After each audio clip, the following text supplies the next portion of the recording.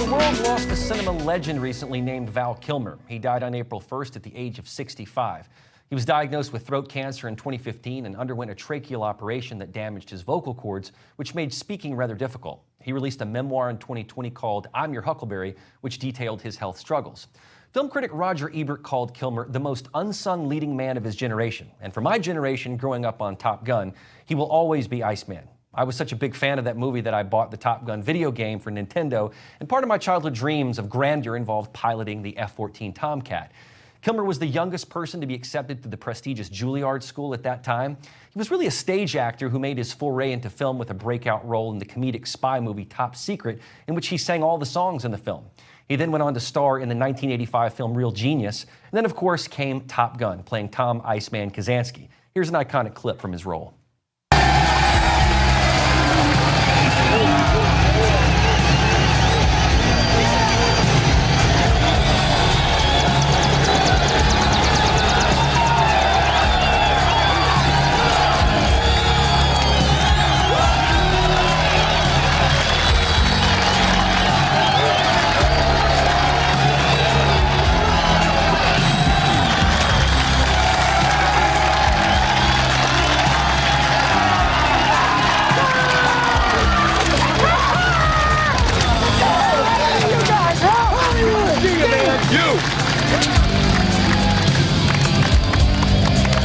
You are still dangerous. You can be my wingman anytime. You can be mine.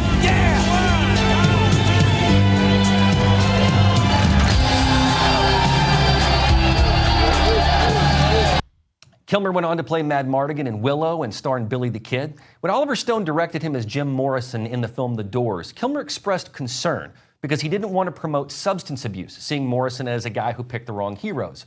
In the cinematic medium, it's hard to play a rock and roller like Morrison without depicting the substance abuse, but Kilmer found a way to do it without celebrating it. And I think that's really noteworthy because the celebrity lifestyle is one that condones substance abuse and has, as many have intimated, created a pseudo-cult where initiation to that club often involves worshiping the god of self. Kilmer was so dedicated to the authenticity that he memorized several Doors songs when he prepared his audition tape for Oliver Stone. The next iconic role that I remember Kilmer was in 1993 with his turn as Doc Holliday in the western Tombstone. Take a look. I didn't think you had it in you. I'm your huckleberry. Why, Johnny Ringo, you look like somebody just walked over your grave. But it's not with you, Holiday. I beg to differ, sir. We started a game we never got to finish. Play for blood, remember? I was just fooling about. I wasn't. And this time... In 1995, Kilmer starred in the well-known crime drama film Heat with Al Pacino and Robert De Niro.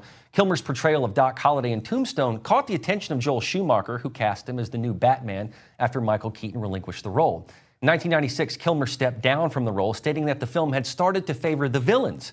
And again, I bring this up because just like he had concerns about substance abuse with Jim Morrison, he could see how the hero was now being cast aside in favor of the villain. And when you look at the modern-day versions of Joker and the Penguin, that still holds true. His career continued with The Island of Dr. Moreau, the Saint, the voice of God and Moses in the animated film The Prince of Egypt, as well as the role of a blind man in At First Sight, and roles in Wonderland, Spartan, Alexander, and Deja Vu. And then, of course, in 2022, he reprised his role as Iceman in the long-awaited sequel, Top Gun Maverick. Take a look.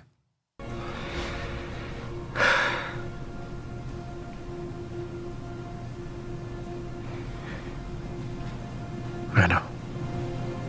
I know.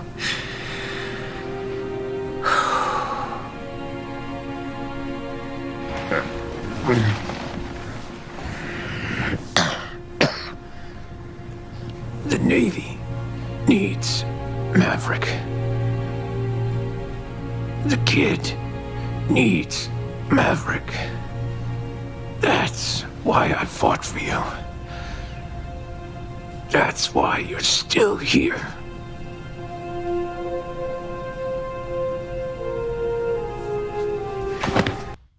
What I think is also noteworthy is that Top Gun and its sequel were movies that were about rooting for America. When Top Gun was released, it was when Ronald Reagan was president, the originator of the Make America Great Again phrase. When Top Gun Maverick was in its initial promotion, fans noticed that Tom Cruise's bomber jacket had been altered in a way that removed the flags of Taiwan and Japan, so as to appease the Chinese Communist Party, who view Taiwan as their property. As the saying goes, sunlight is the best disinfectant, and the public backlash was so strong that Maverick's jacket was restored back to its original look, thus not caving to how China may perceive it or whether China would permit the movie to be screened there. Now keep all that in mind as backdrop for Maverick's release, and even where we are today.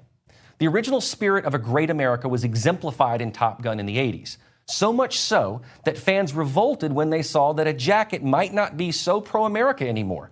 And then Maverick brought back all of that original pro-America nostalgia, showing off our new fighter jets and even a nod to the old F-14 Tomcat. And here we are basically in some sort of economic conflict with China right now, since they've been ripping us off for decades. Seeing Maverick again sort of brought back that loving feeling, as the song goes in the original, the love for America, the America that wins wars and exports freedom. So I find it apropos that with an icon like Val Kilmer passing away, that Val himself was someone who strove to bring value to his characters even when he knew he had to portray their dark sides and vices. He didn't want to glorify the bad virtues. He lamented that villains became more important than the hero Batman. And when you look at film and TV today, well, there are many anti-heroes, unless you watch series like The Chosen and House of David. So as we honor the work and life of such an esteemed actor, I think it's important to value a man who wanted virtue to be celebrated and whose work, especially in Top Gun and its sequel, was noble and reminded us of American exceptionalism and glory. When we have a trade war with China, well, we may no longer fight with rockets and missiles and tanks, but we have to show economic might, and we are now in the throes of it. So I would suggest you go watch the original and the sequel just to remind yourself of how great America is and also how great cinema can be when the better angels of our nature are heralded. And Val, you can be our wingman anytime. Well, the IRS is the largest collection agency in the world, and with April 15th fast approaching, it's more aggressive than ever. In 2025, enforcement has ramped up, and if you owe back taxes or have unfiled returns, waiting is not an option, my friends. April 15th marks another tax year that has passed you by. Getting ahead of this now is the smart move, but never contact the IRS alone. Instead, let the experts at Tax Network USA handle it for you. Now, why? Because not all tax resolution companies are the same. Tax Network USA has a preferred direct line to the IRS, meaning they know exactly which agents to deal with and which, of course, to avoid. With proven strategies to settle tax problems in your favor, whether you owe $10,000 or $10 million, call 1-800-905-8000 or visit tnusa.com/RAV.